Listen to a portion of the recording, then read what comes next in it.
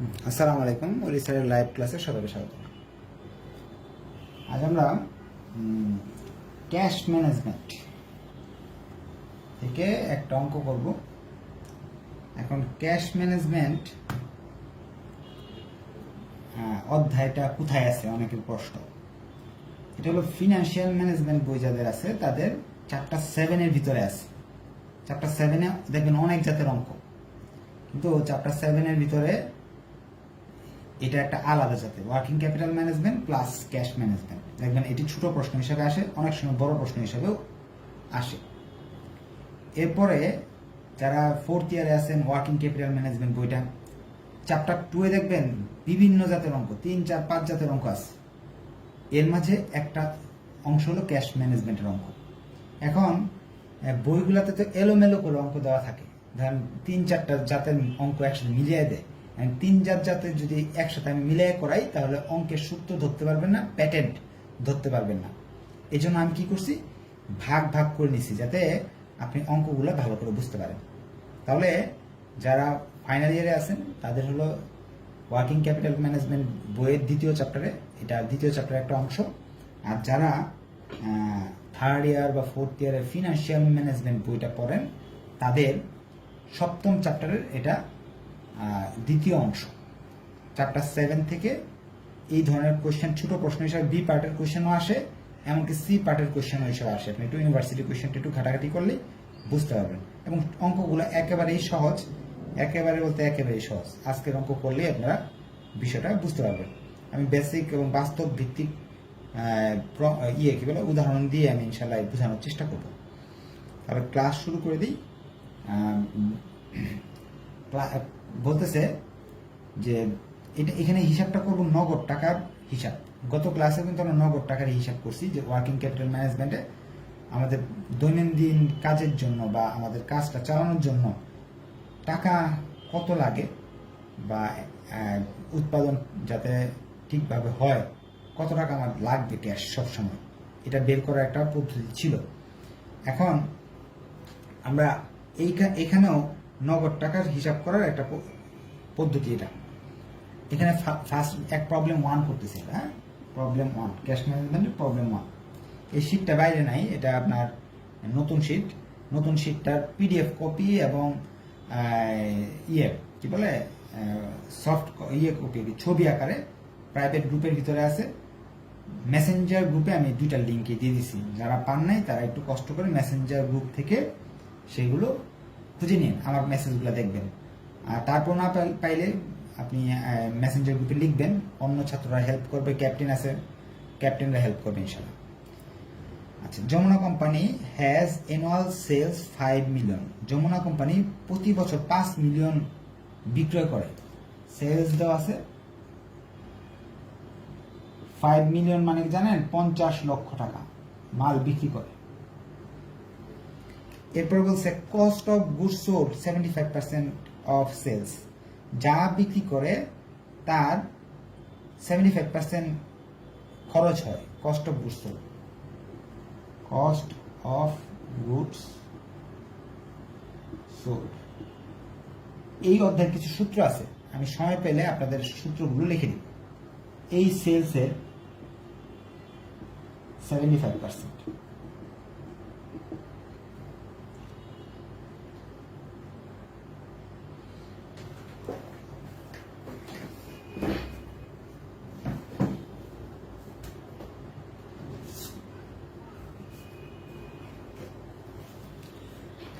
এরপরে আরেকটা কথা বলে দিচ্ছে এখানে যে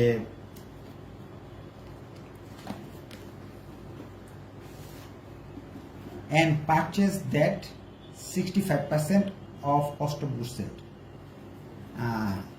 পণ্য কেনা হয়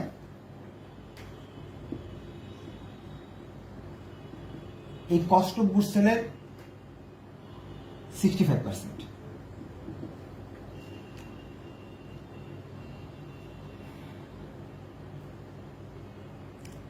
তারপর বলতেছে Jamuna company has average age of inventory. Average age of inventory 50 days। এটা আমার অঙ্কের সবচেয়ে জরুরি জিনিস। গড়ে 50 দিন আমি আমার পণ্যগুলো আমার হাতে রাখতে হয়। 50 দিনের মতো আমার এই প্রোডাক্টগুলো হাতে রাখতে হয়।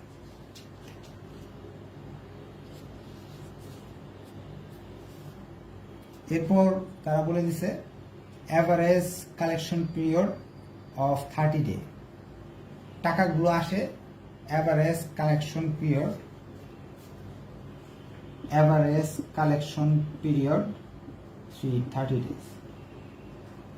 আমি বিষয়টা আরেকটু বুঝিয়ে দিই। হ্যাঁ, এই জিনিসটা বুঝিয়ে দিই। আমরা যে মালগুলা ব্যবহার করি উৎপাদন করতে গিয়ে বা দোকানে ফেলে রাখি, ধরেন আপনি মাল কিনলেন, দোকানের কথা ভাবেন, উৎপাদনের কথা ভাবলামই না। আপনি যে দোকানে ধরেন বিস্কিট এই সেই কিনছেন, গড়ে 50 দিন পরে থাকে, পরে আপনার এগুলো বিক্রি হয়। হ্যাঁ, উৎপাদনের ক্ষেত্রে এটা সময় লাগে, কারণ কি আপনি যে প্রোডাক্টটা আনছেন এটা বানাইতে হয়, বানাইতে সময় লাগে, কিছু এক্সট্রা বেশি রেখে দেন, মোটামুটি 50 দিন লাগে এক একটা প্রোডাক্ট কেনার পর আটকে থাকে। আর কালেকশন পিরিয়ড বলতে বোঝাচ্ছে আপনি যে মাল বিক্রি করলেন 50 লাখ, একদিনে কি সব টাকা দিয়ে দেয়? একদিনে টাকা দেয় না, ওই টাকাটা ভেঙে ভেঙে দেয়। হ্যাঁ, আপনি ভেঙে ভেঙে গড়ে 30 দিনে একবার করে টাকা পান। ধরেন এই 50 লাখ টাকা এক বছরে ধরে নেন 60 লাখ টাকা বিক্রি হলো, বা 100 টাকা বিক্রি হলো, 120 টাকা বিক্রি হয়েছে ধরে নেন, 120 টাকা বিক্রি হয়েছে।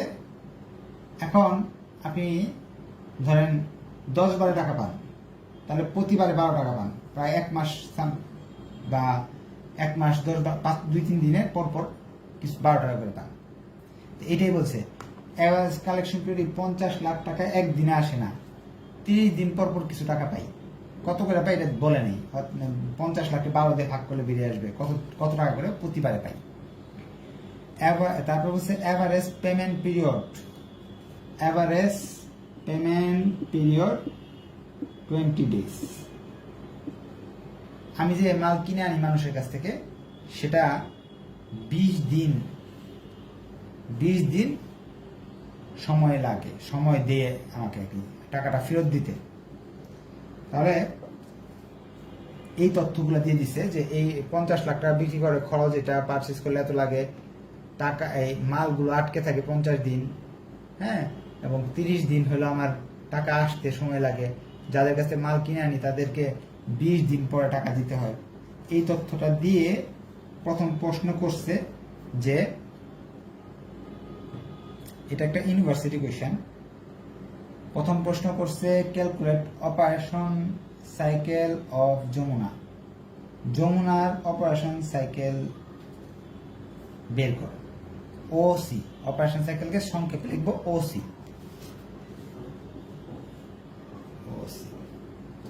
অপারেশন সাইকেল বলতে বুঝাইতেছে কি জানেন, যে সে যে ওই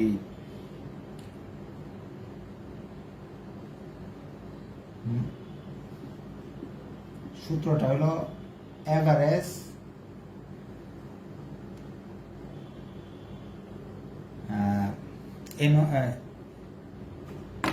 অ্যাভারেজ এজ অফ ইনভেন্টরি যোগ অ্যাভারেজ কালেকশন পিরিয়ড।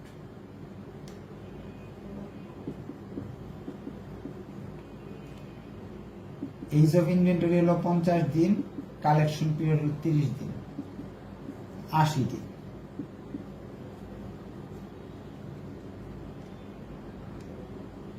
টাকা আসতে আসতে 80 দিন লেগে যায়, কারণ পণ্যটা কিনেন আপনি। ধরেন অপারেটিং সাইকেলের বিষয়টা আমি বাংলায় ব্যাখ্যা করে দিচ্ছি। একটা মাল কিনে নিয়ে আসছেন ধরেন 10,000 টাকা দিয়ে, এটা 50 দিন আটকে থাকবে আপনার। ও এরপরে 50 দিন পর আপনি বেচবেন, বিক্রি করলেন কারো কাছে, সেই লোক টাকাটা আবার কয়দিন পরে দেবে? 30 দিন পরে। সেই হিসাব কতদিন লাগলো আপনার টাকা আসতে? এখানে কিনছিলেন, সেই টাকা আসতে আসতে 80 দিন লেগে গেছে। এটাকে বলে ওসি, অপারেশন সাইকেল।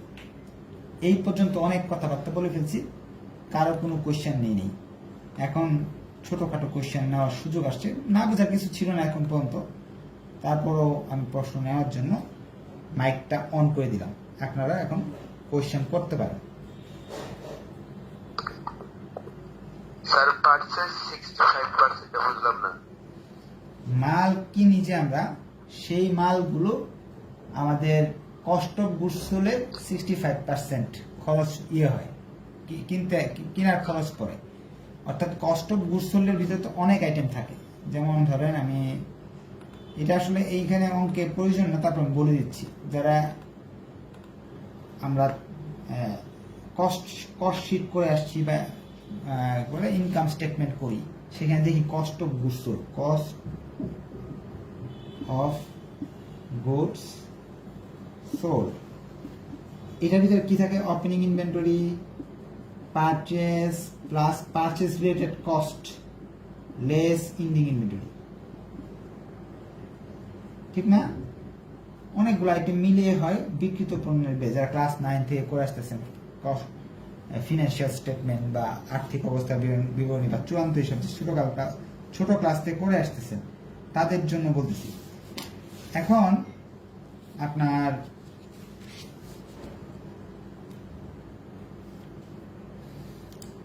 এই আইটেমগুলো আমাদের পারচেজ একটা মাত্র উপাদান। এই উপাদানটা কতটুকু বলছে? কস্ট অফ গুডস সোল্ডের 65%। এটা বলেছে প্রশ্নে। এটা আমাদের এখনো কাজে আসতেছে না, কাজে একটু পরে হয়তো বা আসবে। এখন আমরা পরের অংশে চলে যাচ্ছি। পরের অংশে বলতেছে যে calculate cash conversion cycle for Jamuna. Cash conversion cycle, টাকাটা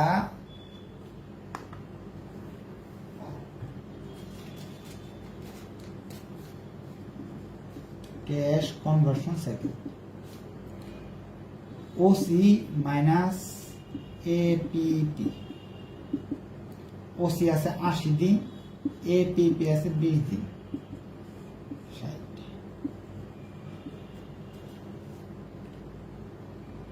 টাকাটা আসলে আপনার কতদিন নেট হাতে থাকে? আপনার কিন্তু 80 দিন পরে টাকাটা আসে হাতে। আপনার দিতে হয় যে সাথে সাথে টাকাটা দিতে হইতো। যেমন ধরেন, যেদিন কিনে আনছেন, মাল কিনে আনছেন 10,000 টাকা, দেখেন 10,000 টাকার মাল কিনে আনছেন, টাকা যদি তখন সঙ্গে সঙ্গে দিতে হইতো, 10,000 টাকা আপনি সাথে সাথে দিয়ে দিতে হইতো। এই 10,000 টাকা সঙ্গে সঙ্গে নগদ দিয়ে দিলেন, 80 দিন পরে আপনি টাকাটা ফেরত পাইতেছেন। এই 10,000 টাকা লাভ লুট সহ আরো টাকা ফেরত পাইতেছেন 80 দিন পরে। কিন্তু টাকাটা আপনার সঙ্গে সঙ্গে দিতে হচ্ছে না, এখানে কেনার পরে 20 দিন পরে দিতে হইতেছে। তাহলে 20 দিন আপনার টাকা না দিলেও চলতেছে। 80 দিন পরে টাকাটা পাইলেও 20 দিন ফি, টাকা আসতে লাগতেছে 80 দিন, যাওয়ার ক্ষেত্রে 20 দিনও সেভ হচ্ছে। তাহলে 60 দিন আপনার টাকাটা আটকে থাকতেছে। যদি আপনি 60 দিনের জন্য টাকা আপনি সংগ্রহ করে রাখতে পারেন, তাহলে আপনার ব্যবসা চালাইতে পারবেন এই 60 দিন। কারণ টাকা দিতে হচ্ছে হলো 20তম দিনে, আর টাকাটা আসতেছে 80তম দিনে। মাঝখানে 60 দিন হলো আপনার ক্যাশ কনভার্সন সাইকেল। এত বেসিক না বুঝলেও চলবে, শুধু আপনি সূত্র মুখস্থ করে ফেললে অঙ্ক করে ফেলতে পারবেন ইনশাল্লাহ। এখন তারা বলতেছে the resource Jamuna has invested in cash conversion cycle.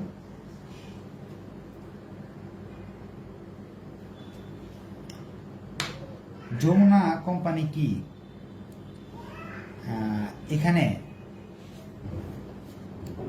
কি বিনিয়োগ করা উচিত, কনভার্সন সাইকেলে বিনিয়োগ করা উচিত কিনা, এটা একটা তারা জানতে চাইছে। আচ্ছা, এটা জানার আগে আমরা ইয়ে করে নিই, কি বলে, যদি কারো কোনো কোয়েশ্চেন থাকে সেই কোয়েশ্চেনটা আমি নিব। এর মাঝে যদি কারো কোনো কোয়েশ্চেন থাকে, কোয়েশ্চেন নেওয়ার নিব। কোয়েশ্চেন থাকলে কোয়েশ্চেন করতে পারেন। স্যার এই যে 60 ডে লেখি না, এটা কি প্লুরাল ডেজ লিখবো এক্সামের খাতায় নাকি ডে লিখতে হবে? 60 ডেজ লিখতে হবে, ডে না ডেজ, এস দিতে হবে, এস দিবেন কারণ ওগুলো প্লুরাল। স্যার প্রশ্নগুলো ক্লিয়ারলি বুঝতেছি না যে কি চাইতেছে আসলে কি না চাইতেছে, এটা যদি আচ্ছা। আরেকবার করে করে বুঝে প্রশ্নগুলো। আচ্ছা ঠিক আছে, বুঝিয়ে দিব। আচ্ছা আপনি স্যার সংক্ষিপ্ত আকারে সবগুলো আরেকবার একটু আলোচনা করে দিন। আচ্ছা ঠিক আছে, আজকে আমরা এই এতটুকু এই অঙ্কটাই করব, কারণ যেহেতু নতুন ক্লাস, আবার দেখা যাচ্ছে অনেকেই সন্ধ্যায় একটা ক্লাস করছে আর আরেকটা অঙ্ক মাথায় ঢুকবে না, এর পরের অঙ্কগুলো আবার দুইটা তিনটা একসাথে করবো। আচ্ছা এখানে অযথা কিছু তথ্য দেওয়া আছে, বিক্রি করছি, কষ্ট বুঝতে হয়েছে, পারচেজ হয়েছে, এরকম অনেক তথ্য দেওয়া আছে, দিয়ে আসল তথ্যগুলো নিচে দেওয়া। আসল তথ্য কি? টাকা, আমি যে মাল কিনি, মালগুলা ঠিক প্রসেস হইতে 50 দিন সময় লাগে। মাল কেনার পরে সেই মালের টাকা বিক্রি হইতে হইতে 50 দিন সময় লাগে। এটাকে বলা হয় অ্যাভারেজ এজ অফ ইনভেন্টরি। এইটা আমার খুব জরুরি দরকার। সেই মালগুলা 50 দিন রাখার পরে যে বিক্রি করি দোকান থেকে বেরিয়ে যায়, যখন মাল ঢুকলো, ধরেন আপনি একটা মার্কার বানাচ্ছেন, মার্কারের কাঁচা মাল কিনছেন আজকে, এই মার্কার প্রস্তুত হইতে হইতে 50 দিন লাগবে। 50 দিন পরে প্রস্তুত হওয়ার পরে বেচতে হবে। প্রস্তুত হওয়ার পর সাথে সাথে বেচা যায় না। প্রস্তুত হওয়ার পরে আপনি কি করবেন? এটা প্রস্তুত হতে হয়তো 10 দিন 20 দিন লাগলো। সেই কারখানা থেকে আবার গাড়ি দিয়ে আপনি দোকানে পাঠাইলেন, দোকানে পড়ে থাকলো। হ্যাঁ, অনেক সময় বিদেশেও পাঠাইতে হয় অনেকে, তা আরও সময় লাগে। সেখান থেকে জাহাজ থেকে খালাস করার পরে আপনার দোকানে নিয়ে যায়, দোকানে নিলেই বিক্রি হয় না। এখানে দোকান নিলে আবার পাইকারি, খুচরা বিভিন্ন জায়গায় যেতে যেতে কতদিন লাগলো? 50 দিন লাগলো বিক্রি করতে করতে। ওই বিক্রি করার পরেও টাকা, আমরা বাকিতে মাল বিক্রি করি, টাকা দেয় 30 দিন পরে। 30 দিন পরে, তার মানে এখন যদি আপনি আজকে 1 টাকার কাঁচামাল কিনে বেচেন, 80 দিন লাগবে আপনার টাকাটা আসতে। আর কাঁচামালের টাকা, আবার এই যে কাঁচামাল যে কিনছেন, কিনার টাকাটাও না সাথে সাথে দিতে হয় না, 20 দিন পরে দিতে হয়।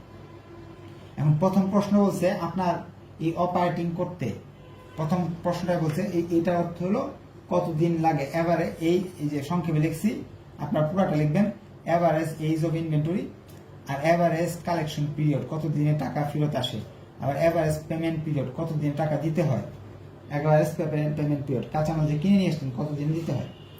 এখন প্রথম প্রশ্ন বলছে অপারেশন সাইকেল, আপনার এই যে মাল বানাইতে বেচতে কতদিন লাগে।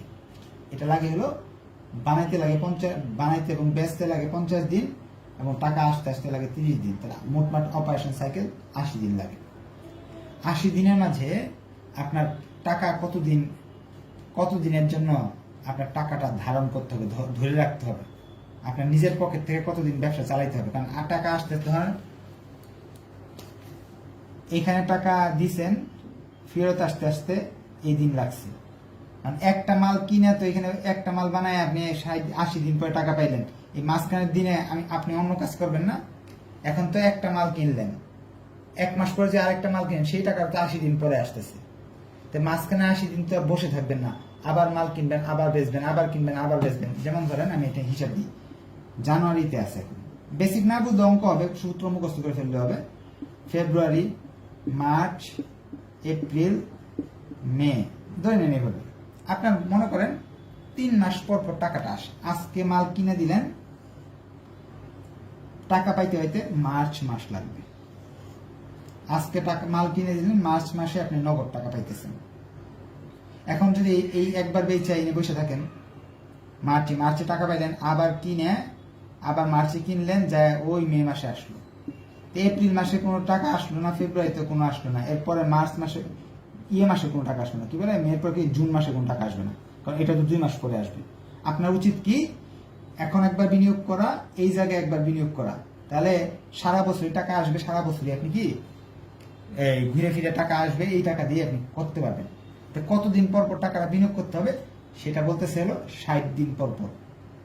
কারণ কি 20 দিন পরে আমার টাকা দিতে হয়, 80 দিন পরে টাকা আসে। তার 60 দিনের টাকা যদি আপনি মজুত রাখতে পারেন, তাহলে আপনার ব্যবসা সহজে করতে পারবেন। এটা হলো বেসিক। বেসিক না জানলেও চলবে, শুধু প্রশ্ন থেকে এই শব্দগুলা খুঁজে বের করবেন, এই সূত্রে ফেলে দিবেন, অঙ্ক শেষ।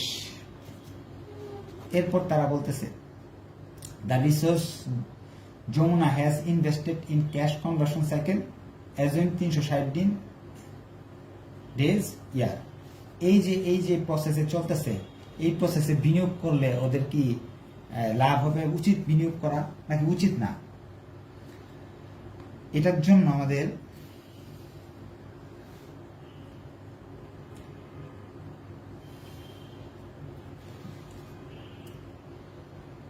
কাজ করতে হবে হলো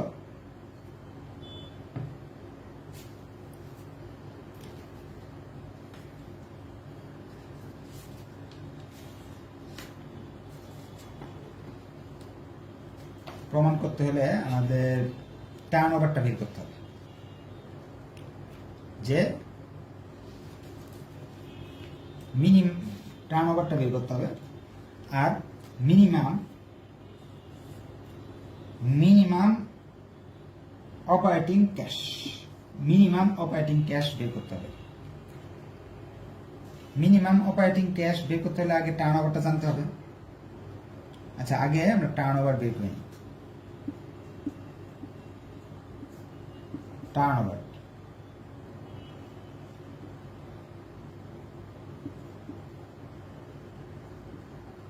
টার্নওভার জিনিসটা কি? টার্নওভার জিনিসটা হলো 360 ভাগ সূত্রের 3টা সি। ব্যাখ্যা আমি দিব 360 ভাগ 3টা সি হলো 60, অর্থাৎ 6 টাইমস। এবং প্রশ্ন হলো টার্নওভার জিনিসটার অর্থ কি? টার্নওভার অর্থ হলো আপনি তো 60 দিন আপনাকে টাকা দিয়ে চলতে হবে, তো এক বছরে কয়বার টাকা আনতে হবে? আপনি ধরেন ঋণ করে নিয়ে আসলেন 60 দিন চলার জন্য, ওয়ার্কিং ক্যাপিটাল ম্যানেজমেন্ট অঙ্ক করলেন, করে বুঝলেন এখানে 20 লাখ টাকা 10 লাখ টাকা লাগতেছে, তো 60 দিনের জন্য 10 লাখ টাকা আনবেন, আবার 60 দিন পর আবার 10 লাখ আনতে হবে। তো বছরে কয়বার টাকা আনতে হবে? এক বছরে 6বার টাকা আনতে হবে, 6টা ঋণ নিতে হবে কমপক্ষে, কারণ 60 দিন টাকা লাগে। আপনি একবারে যদি 50 লাখ 60 লাখ নিয়ে আসেন, তাহলে সুদ দিতে দিতে আপনি ফতুর হয়ে যাবেন। তো 10 লাখ টাকা যদি একবার আনেন, 60 দিন পরে আবার 10 লাখ আনলেন, পরে 60 দিন আবার 10 লাখ আনলেন, এইভাবে আনে কিন্তু আপনি কাজ শেষ করতে পারবেন। তা টার্ন ওভার অর্থ হলো বছরে কয়বার টাকাটা লাগবে। আচ্ছা, টার্ন ওভার কেন লাগলো? এখন মিনিমাম কয় টাকা আপনার ব্যবসা করতে কয় টাকা লাগে? মিনিমাম অপারেটিং সাইকেলটা বের করার জন্য টার্ন ওভার লাগে। ইনভেস্টমেন্ট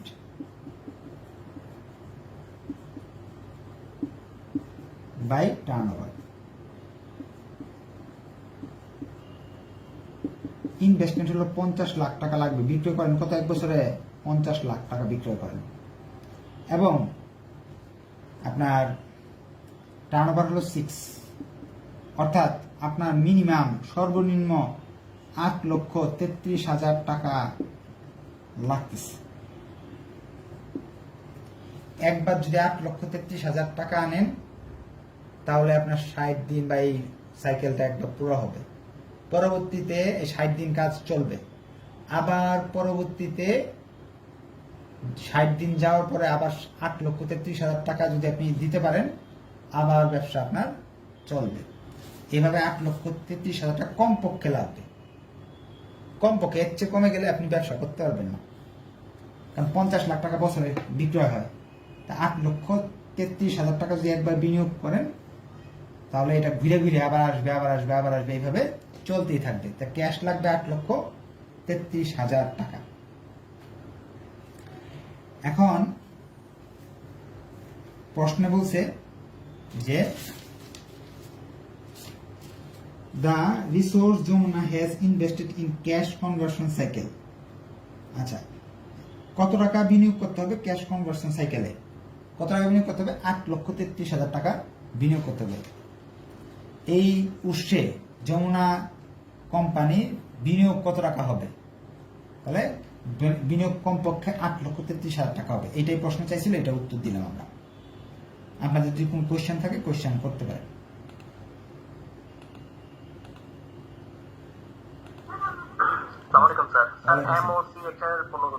এটা হলো মিনিমাম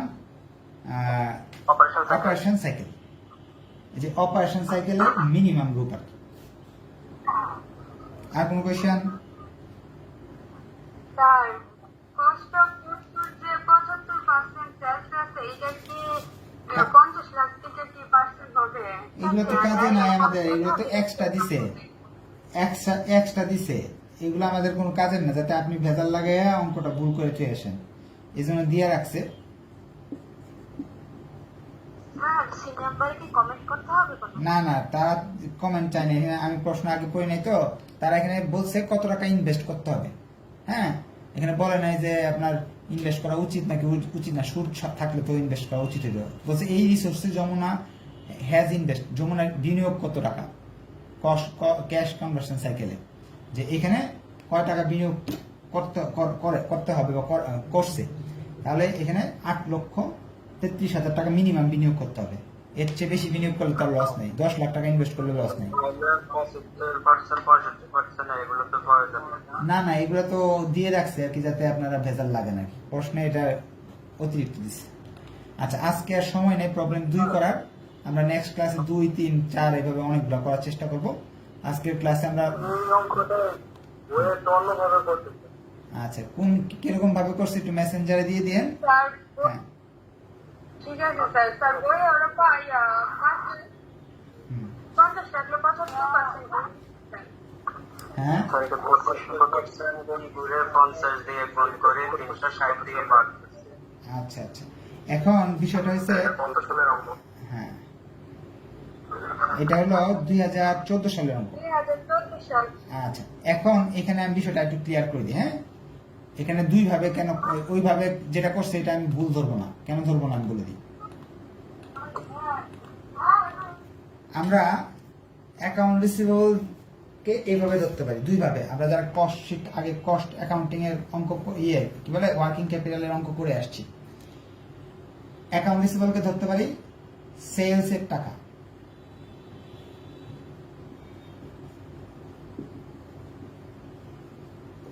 সেলস যা অ্যাকাউন্ট রিসিভেবল তা, অর্থাৎ এই 50 লাখই। আবার ইচ্ছা করলে অ্যাকাউন্ট রিসিভেবল শুধু কস্ট প্রাইস ধরতে পারি, কস্ট পণ্যের খরচ। কস্ট প্রাইস ধরতে গেলে আপনাকে কি করতে হবে, যদি কস্ট হিসাবে ধরেন এই সিস্টেমে করতে যান, তাহলে 50 লক্ষ গুণ 75% করতে হবে, তাহলে কস্ট অফ গুডস সোল্ড বেরিয়ে আসবে। সেটার আবার 65% করতে হবে, তাহলে কি আসবে, কস্ট বেরিয়ে আসবে। কস্ট বেরিয়ে আসলো যে টাকাটা, এটা একটু মেসেঞ্জার ইয়েতে লিখে দেন তো কত টাকা বইয়ে দেওয়া আছে, এটা টাকা কত বেরিয়েছে, ওইটা এখানে ধরছেন, ধরে 6 দিয়ে ভাগ করছেন, তাহলে আনসার আসবে নেট অপারেটিং ক্যাশ চলে আসবে। এই পদ্ধতি ধরলেও হবে, কস্ট দিয়ে অঙ্কটা করলেও হবে কস্ট বের করে। আর আপনি যদি সেলস কেও ধরে নেন রক্ষণশীলতার নীতি অনুযায়ী তাও হবে। আপনি যদি ওই নিয়মে করতে যান তো ক্যাশ আরো কমে যাবে। এখন আপনি ক্যাশ একেবারে কম দেখাইতেছেন যে না 5 লাখ টাকা রাখলেই আপনার ব্যবসা চলবে, বাই চান্স যদি আপনার 5 লাখ না হয়ে যদি আপনার এই কোনো কারণে একটু বেশি লেগে যায়, তখন কিন্তু আপনি বিপদে পড়ে যাবেন। এখানে আসলে কত, 37,50,000 টাকা। এই 37,50,000 টাকা যদি এখানে লিখে 6 দিয়ে ভাগ করেন তাও অঙ্ক হবে, হবে না। কিন্তু আপনাদের মিনিমামের ক্ষেত্রে একেবারে সর্বনিম্ন যদি আপনি হিসাব করে যদি বের করেন এখানে টাকাটা একেবারে কম, তাহলে কি আপনাদের জন্য ঝুঁকিপূর্ণ হয়ে যাচ্ছে। আপনি 2 সিস্টেমে করতে পারবেন। হ্যাঁ, 2টাই সমাধান আছে। এই যে আমি যেটা করাইছি এটাও বইয়ে আছে, এটাকে আমি বানায় নিয়ে আসিনি। হ্যাঁ, এটাও একটা কোনো না কোনো বইয়ে আছে, আর আপনি যে এখান থেকে দেখতেছেন এটাও কোনো না কোনো বইয়ে আছে। 2টাই সঠিক, ভুল না কোনোটাই। ঠিক আছে, আরো কোনো কোয়েশ্চেন থাকলে বলেন। স্যার ওটা একটা বই ধর নিয়ে আছে একসাথে অল্টারনেটিভ পাশে। জি, স্যার তাহলে আপনার কাছে কি হবে না? অবশ্যই হবে। দুই নিয়মের পাশে আছে, দুই নিয়মটা স্যার পাশে আছে, নিয়ম দুটোই আছে। অঙ্কটা 2টা নিয়মে আছে বইতে। জি স্যার। আচ্ছা, তাহলে তো হইলো, তাহলে যেটা করেছে এটাও আছে, আর যেটা অল্টারনেটিভ অ্যাকাউন্ট করেছে এটাও আছে। 2টাই তো আমি করাই দিলাম, আপনি 2টাই করলেই হবে। ঠিক আছে, এবং 2টার ব্যাখ্যাও আমি দিছি। ঠিক আছে, কোনোটাই ভুল না। আপনার যেটা মনে চায় সেইটা দিয়ে করেন। শুনেন আমি বলি, আপনাদের সবচেয়ে বড় সমস্যাটাকে আমি বলে দিই। সবচেয়ে বড় সমস্যাটা হলো কনফিডেন্সের অভাব। এক এক বইতে অঙ্ক, একটা অঙ্কই 2 বা 3 ভাবে 4 ভাবে করা আছে, যার ফলে দেখা যায় আপনারা ভাবেন যে কোনটা ভুল কোনটা সঠিক, কিন্তু ম্যাক্সিমাম টাইমে দুইটাই সঠিক থাকে। কিছু কিছু ক্ষেত্রে আবার ভুল থাকে, ভুল যে থাকে না এরকম না। বাংলা বই যেগুলো বানানো হয়েছে, আপনার কি কোথা থেকে বানানো হয়েছে, পাঠ্য বই থেকে বানানো হয়েছে, রাইটাররা বানাইছে, দেখা গেছে কিছু কিছু ভুল স্বাভাবিক থাকলে এগুলোকে সংশোধন করে নিতে হবে। এখন আপনাকে দুইটা সিস্টেমে দেখা দিচ্ছে এবং ব্যাখ্যাও দিছি যে আপনি চাইলে এই সিস্টেমে করলে কেন সঠিক, এটা রক্ষণশীলতার নীতি অনুযায়ী আপনি বেশি করে টাকা রাখেন, কিছু 50,000 1 লাখ টাকা বেশি রাখলে তো আপনার সমস্যা নাই, বিপদে পড়লে কাজে লাগবে। আর একেবারে শর্টকাটে করতে যাইতেছেন, এটা 6 দিয়ে ভাগ করলেন, টাকা আসবে আরো কম, তখন আসবে কত দেখি 38,50,000। এখন আপনি ম্যানেজার, আপনি মালিককে বললেন স্যার 6,25,000 টাকা দিলে ব্যবসা হয়ে যাবে স্যার, আর লাগতো না। আপনি বলে দিলেন এটা, পরে কোনো কারণে যদি বেশি লাগে, এই মালিক আইনে দিল এই টাকাটা, পরে হঠাৎ করে কিছু টাকা বেশি লাগলো, তখন আপনার চাকরি থাকবে না। কারণ কি, তুমি কেমন হিসাব রক্ষা করলে, হিসাব টিসাব করে দিলে এই টাকা আমার লাগতেছে 8 লাখ 9 লাখ। এই জন্য আমরা কি রক্ষণশীলতার নীতি অনুযায়ী একটু বেশি করে ধরলে তো সমস্যা নেই। ঠিক আছে, আপনি এই নিয়মে করে যান, আমি 2টা নিয়ম দেখাই দিছি, যেটা আপনার ভালো লাগে, হ্যাঁ, যে কোনো একটা নিয়মে করবেন। ঠিক আছে, ধন্যবাদ সবাইকে। আজকে এই পর্যন্ত থাকলো, নেক্সট ক্লাসে আমরা আরো আলোচনা করবো। আল্লাহ হাফিজ।